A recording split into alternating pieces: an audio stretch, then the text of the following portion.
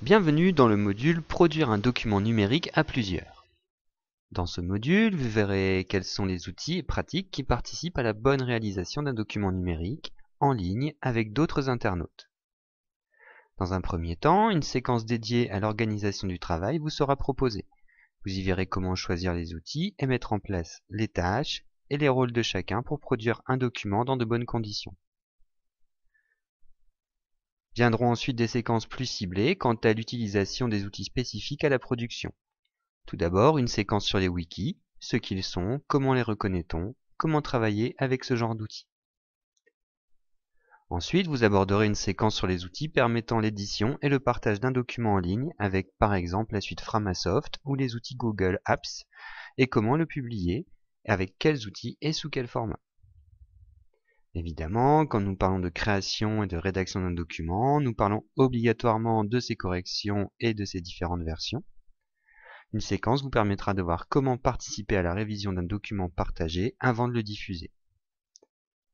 Finalement, vous verrez que même si les outils actuels facilitent grandement le travail à plusieurs, nous ne sommes pas immunisés contre les erreurs qui peuvent survenir, du côté des machines comme des hommes. Il y a des écueils à éviter. Nous vous conseillons avant tout, si ce n'est déjà fait, de faire le module 4 de ce MOOC, travailler en groupe avec le numérique, qui vous permettra de mieux appréhender ce module. Avant de vous lancer, voici quelques précautions à prendre qui seront vraies dans tout ce module, et nous l'espérons, vous aideront plus tard. Quand nous travaillons en ligne sur un document et que nous le partageons, c'est assez magique. Tout ce que nous faisons sur le document est visible immédiatement par les personnes qui y ont accès. Pas de problème d'envoi, pas de problème d'enregistrement, pas de risque de se tromper de document. Si nous ajoutons du texte par exemple, les autres personnes voient ce que nous faisons, peuvent réagir en quasi-temps réel et corriger si besoin. Une différence notable existe dans le suivi des corrections quand nous sommes sur un document local ou sur un document distant. Avec un document édité avec un logiciel tel que Word ou LibreOffice, des traces de modification, des codes couleurs nous indiquent clairement ce qui a été changé, supprimé, ajouté. Et nous pouvons naviguer dans le document de modification en modification pour nous assurer de la cohérence de l'ensemble.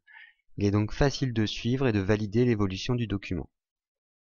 Avec un document en ligne, ces traces de révision sont très succinctes. Vous pouvez afficher les dates de modification du document, par qui, voir les ajouts, les suppressions, mais vous ne pouvez pas d'un simple coup d'œil voir l'ensemble des révisions. Vous risquez donc d'en laisser passer. Par contre, vous pouvez accéder facilement à toutes les différentes versions de votre document en affichant l'historique des révisions. Sur un document local, vous pourrez accepter les modifications au cas par cas et faire évoluer votre document très précisément.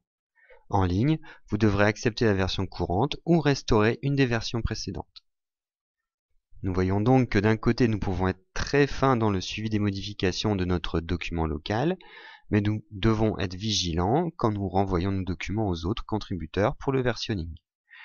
D'un autre côté, avec les documents en ligne, nous aurons des révisions moins précises pour leur suivi, mais nous serons sûrs d'avoir toujours la dernière version disponible et en cas de besoin de pouvoir restaurer une des versions disponibles en ligne. Il est donc conseillé, avant d'apporter des modifications lourdes à un document, soit de l'enregistrer localement pour travailler sans aucun risque et soumettre ensuite à nos collaborateurs nos travaux, soit, dans une grande majorité des cas, créer une copie en ligne du document qui servira de version de travail ou de version de référence. N'oubliez pas que ces documents sont donc en ligne et que les risques de ne pas avoir d'accès à Internet ou de ne pas avoir accès au serveur hébergeant nos documents existent. Prévoyez de faire des enregistrements locaux de vos documents si vous devez y travailler sans avoir de possibilité de décaler ces moments de travail. Quand nous créons un document en ligne, nous sommes au départ seuls propriétaires de ce document. Nous pouvons le modifier, l'enregistrer, le supprimer et le partager pour d'autres contributeurs.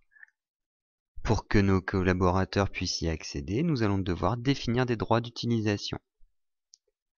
Ces droits peuvent varier. Nous pouvons autoriser une autre personne à consulter le document, à le commenter, c'est-à-dire pouvoir donner des impressions, apporter des remarques, mais à ne pas pouvoir modifier ces éléments. Nous pouvons donner des droits de modification. La personne ayant ces droits peut intervenir comme bon lui semble sur le document. Finalement, nous pouvons déclarer un autre collaborateur comme nouveau propriétaire du document. Il pourra gérer de ce fait les droits d'accès de ce document. Bien sûr, un droit fort englobe les autres droits.